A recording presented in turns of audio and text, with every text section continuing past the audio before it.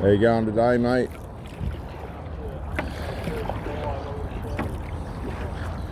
Welcome to the channel, Reverend Dr. J.W. Morrison, Theologist. I'm going to speak on the subject this morning of emotional incest, overt and covert. Overt being when it manifests in front of you, covert when it is hiding underneath, and misery. Emotional incest and the misery. Well, you're going along in the relationship, you've struck something really good with the person that you met, but this isn't unusual. Most people will make an impression at the start of a new relationship. They'll make the effort, they'll be excited. So this isn't uncommon. It's just a matter now of waiting it out and seeing whether it's going to be consistent or not. We are paddling viewers on the Brisbane water. I do apologise, I've still got a bit of a cough. It's been quite a battle, this cough. We're on Brisbane water, Gosford, Central Coast, New South Wales, one of the most beautiful places in New South Wales. Thank you for joining me. Emotional incest, overt and covert. Overt being when it manifests in front of you. Covert being when it hides, usually at the start of the relationship. It will go overt as the relationship goes along. And misery. You've kicked it off, it's going really well. You've done all the work post-marriage, divorce.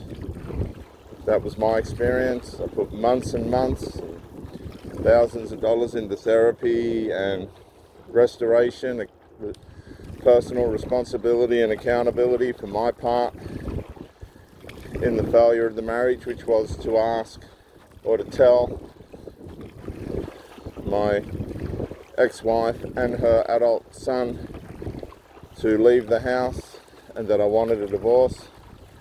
They openly went into a serial manifestation of overt emotional incest, of which they paired up as surrogate husband and wife. It was horrible. I'd come home from work, they'd go out, their attitude changed. The son wouldn't pay his rent, he was very lazy, dependent on his mum, very infantile. You'll find these young adult males, 20 to 30, are very infantile. That's how the parents had made them, particularly if they're dependent on them. And this is the abuse, this is the molestation, because it disables these children, these adult children now, from fully being able to express themselves and succeed. You'll find they're very inward, they're very pompous, very grandized from the attention they get from the mother, the maternal attention, which is way deeper than any other form of attention. Let me just remind you, viewers, we are in shark waters. We are in shark waters. You cannot swim in these waters. There's bull sharks, all sorts of fish sharks. But we can enjoy the view of the mountains there. That's an area called Point Clare, going to West Gosford, up into the mountains, carry on. Again on the Central Coast, New South Wales. I hope you enjoy this paddle with me and the subject. What I'm trying to do is show the people that go through breakups that you've got to have hobbies, you've got to stay fit, you've got to have a life outside your relationship. Excuse me. Yes, they more or less teamed up. If my wife and I were in the bedroom, he'd hang outside the door. I remember she started to play up. It only lasted a couple of weeks after she started the narcissism. She started to play up. The daughter had a fallout with the daughter over immorality towards a marriage. I mean, these people are twisted. These aren't people that are mentally stable. They're all medicated. All of them are medicated. They've got no order, no boundaries, no discipline, self-centered, never happy. Didn't matter what you do for them. And once the children crossed over into the privacy of the marriage, I don't tolerate all that. The way I was raised was parents have their space, children not allowed. Everybody grow up, get on with what you got to do, keep your nose out of the parents' business, and Bob's your uncle. Not these people. Oh no. Oh no, these people were dark triad, malicious, psychologically abusive, pulling things down behind your back even though you're caring for them. They go into collusions against the spirit of what you're doing. We're Christian people, we admit it, we confess it, and we live by the true principles of Christianity, which is to love your neighbour as yourself. And it all starts with yourself. As far as I'm concerned, viewers, people that are on medications, alcohol, ice, dope, recreationally, outside doctor's orders, to me, these people are dysfunctional. They're cop-outs. Explain to me how that works to help or benefit anybody, because it doesn't help or benefit anyone in any way whatsoever, particularly the people that are taking it. I know, I grew up in these circles as a young man. We grew up with people that were shooting up heroin, they were addicted to dope. We were only 12, 13. We used to polish the Harleys for the bikers and learned how to be mechanics and change tyres and, you know, work on these bikes. And we watched what these people did to themselves, to their families, to their children. A few of them committed suicide. I could name names even, but I won't. I could name names. They've committed murder. They slept with their friends' wives and nobody got on after that. All this stupid trouble that they cause themselves for drugs, because drugs alter the mind. That's what they do. They alter the mind. There's nothing good about them for the mind. And everything, this is what I tell my boys, everything in life comes back to the welfare and health of your mind. Now, if these people want to abuse their minds, and many of them have for decades, right, go ahead and let them. They're the ones that are going to take account for their health. They're the ones that are going to be sitting outside casualty in a wheelchair with drips and things hanging out of them, smoking, sneaking out for a smoke. I mean, it's embarrassing. I can't see how any of this makes sense in terms of people loving and appreciating themselves. And what you've got to remember is the golden rule. Love your neighbour as yourself. Now, if these people have no respect for themselves, underneath, guess what? That's right. They got no respect for anybody else. It's all superficial. They're living a fantasy. And consequently, these fantasies will surface and people get hurt. This is beautiful out here this morning. I hope it stays this way. Sharks are territorial. Their territories change. If you do sort of come across a shark and he is territorial, he'll have a crack. one way or another, but we're pretty good at the moment. Train coming down the line, heading to Sydney. All the workers going to Sydney. It's only an hour down the line. And so the covert emotional incest will manifest into overt incest. When I met this woman before I married her,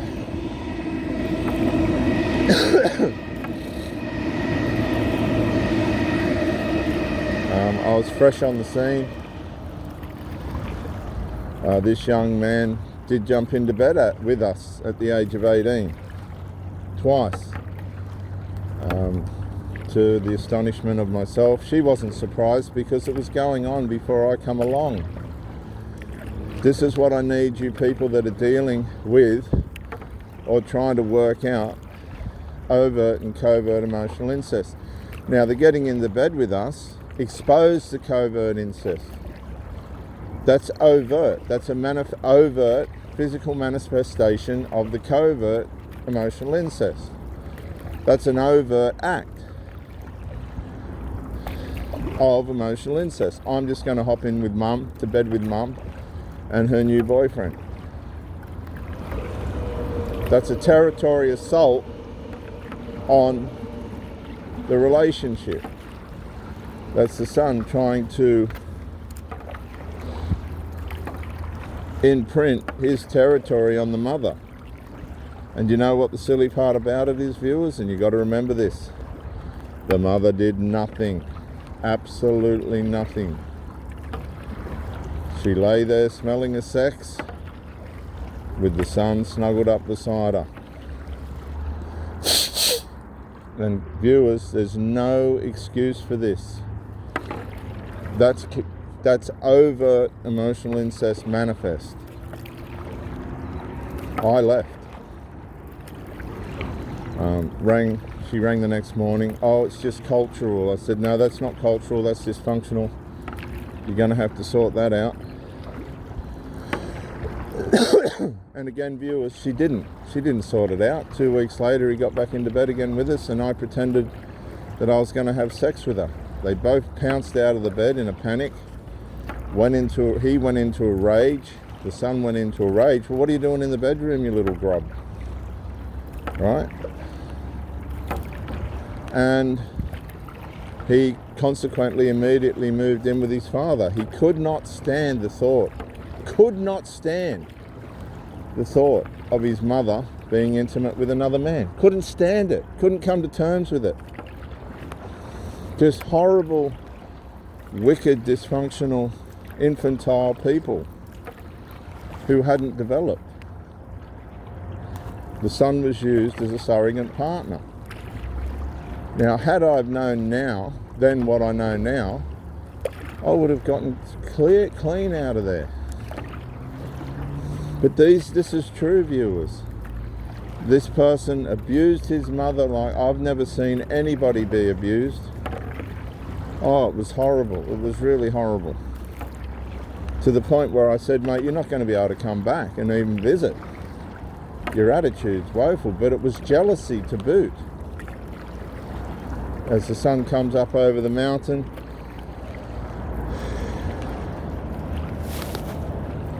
I do encourage you to be one of these people that's up with the sun, trying to make life work for you.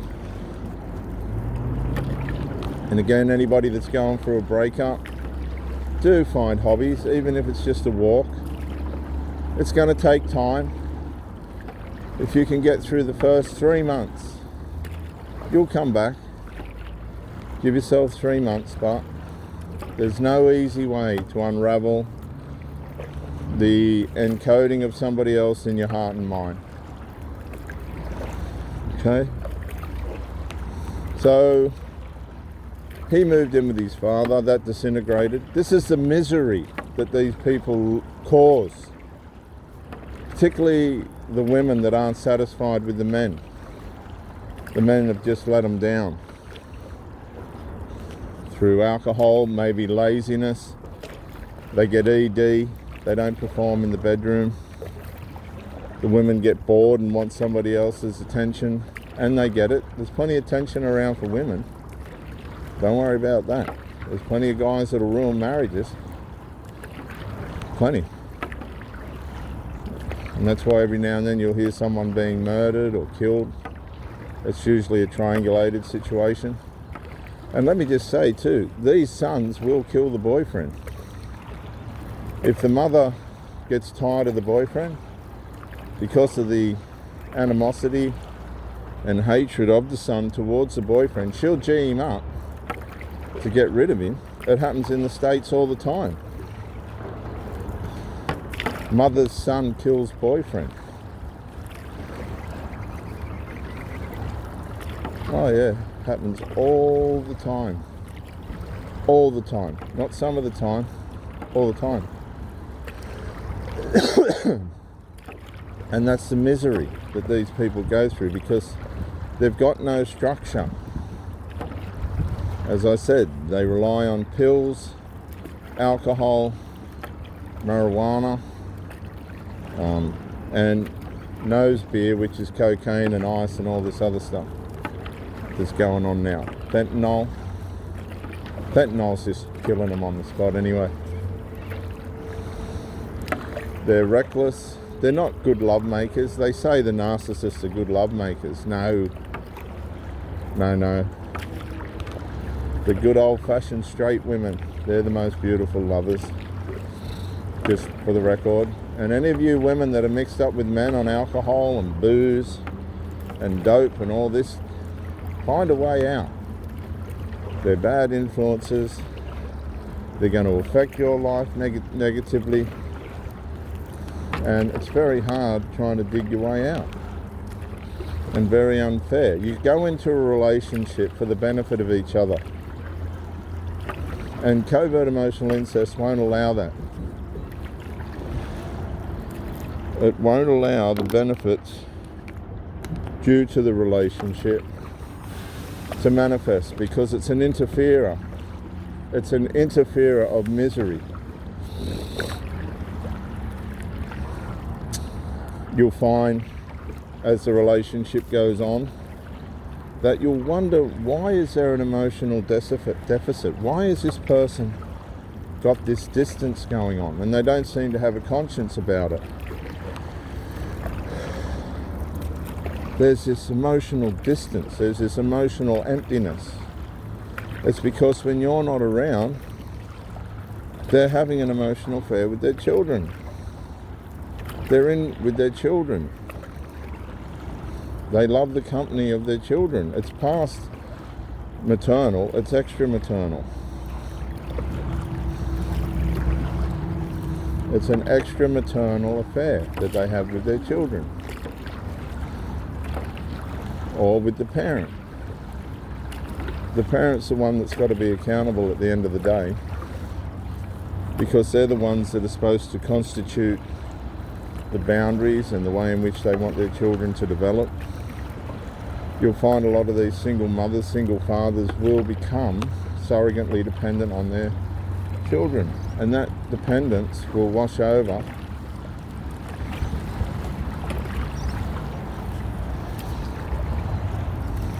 into a pattern that causes the child to have a conscience about moving on in life. It derails their psychological development. You'll find a lot of these people are infantile, hillbilly type. Like the movie in Deliverance, these people can be very hostile, I'm telling you. I've seen it with my own two eyes. Hostile to boot.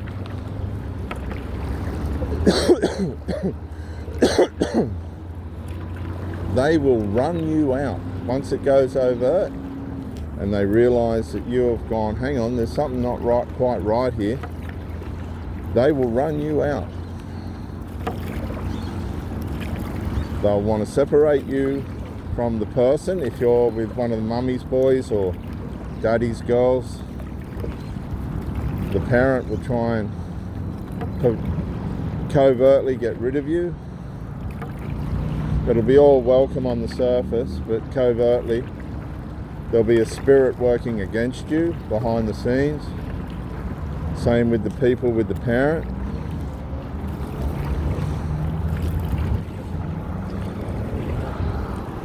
it's a misery. You're emotionally starving. They're making excuses. It's all right, love, you can have friends. And no, we need our time alone. We need our time alone. You become a convenience. They condition you into being a convenience, because as you're trying to make effort towards the relationship to build it into something great, like walking along the waterfront and all that, they'll do all that at the start, and then they'll start to wash all that away and try and restrict it to the bedroom, because that's all they really want. Subconsciously, that's all they really want, because they can't get that from the child. If they do that, they're moving into physical incest, which is really going to get people in trouble. Emotional incest you can get away with, even though it's just as damaging. Physical incest demoralizes the victims. Covert emotional incest grandizes the victims. It strokes the victim's ego.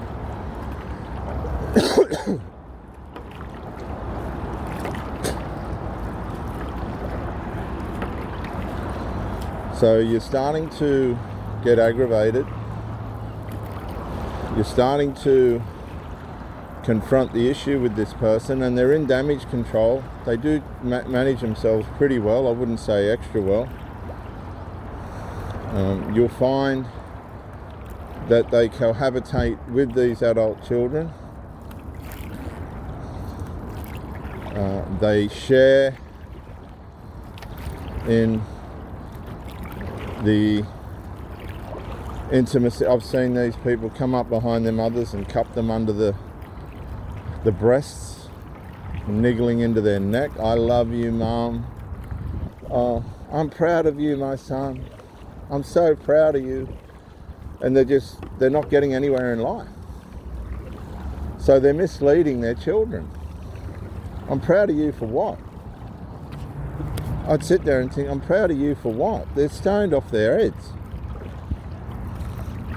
The ex-wife's I divorced her a couple of years ago now, well over a couple of years ago now. They still visit the psychiatrist and psychologist for the son. They permanently damage their children. The children resent them in the end. They end up estranged. Psychologically estranged, but physically together. Sounds crazy, doesn't it? They hate each other in the end. That's what it does. And you're emotionally drained, trying to work out what on earth is going on here. How do I fit in with these people? Your partner comes over for dinner, sex, trying to find a way out themselves. That I had one woman, she really tried, she really did try, but she was never going to find a way out. It's too ingrained. She did try, she did listen. That was the last woman. I got to give her credit for that.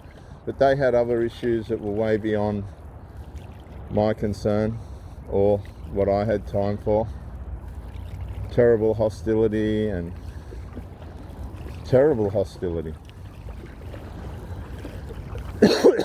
which she entrained them to have, domestically formed them into that.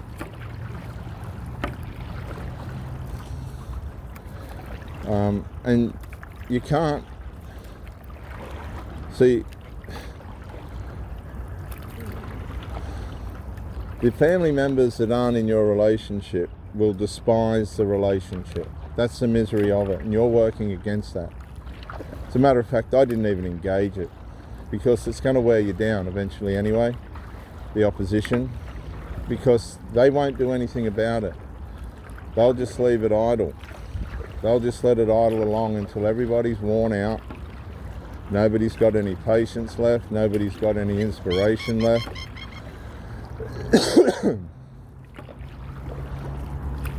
You lose respect for the person because they've not resolved anything.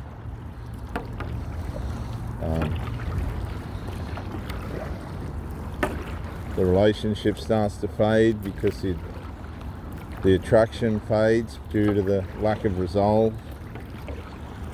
And it all could have been fine. You'll find when the resolve's required, the person will start to look outside the relationship for soothing. The drugs won't be enough. The alcohol won't be enough. The relationship that they're in with you now becomes a problem because you know that it's in opposition within her family or his family or their family. And there's no reason for it except the covert emotional incest. And this is the misery of it all. It's a misery, believe me, it's a misery. It's working on your mind to bring you down, to get you, it does exactly what it's supposed to do, and that's to get rid of you. And 9 times out of 10, if you're not insecure, you'll voluntarily go. As these people begin to look outside the relationship, whinging to other people who are going to justify their dysfunction, even though they're not telling them the truth, they become attached and begin to transition away from the unresolved relationship into a new one. And you are the victim of their persistent dysfunction. They want the dysfunction over and above who you are. That's the misery of it. Then you've got to go and unravel the connection of this person in your mind. And that can take months and months. It's abuse. It's deliberate. They know what's going on. And you need to be able to say to yourself, I recognize the emotional incest. It's going to work against me. There's nothing I can do about it. I've been as kind as I can be to these people. They're treating me. One of my last closure letters to the last lady was, you should treat people like a dickhead. I don't think you're going to get respect, even though I showed it as far as I could. Our whole family did. They were watching what was going on in my family. With respect, hoping that she could find a way out of it, but she couldn't. And they live with the hostility of it for the rest of their lives. Speak to your family, put it in the sun, put it under the light, get counsel, and get out. It's not going to change. It's a DNA bond that won't stop. It can't stop. It's a maternal DNA bond that's been formed domestically in these people for years by the parent. This is Reverend Dr. J.W. Morrison, teologist. New South Wales, Australia. Bye for now.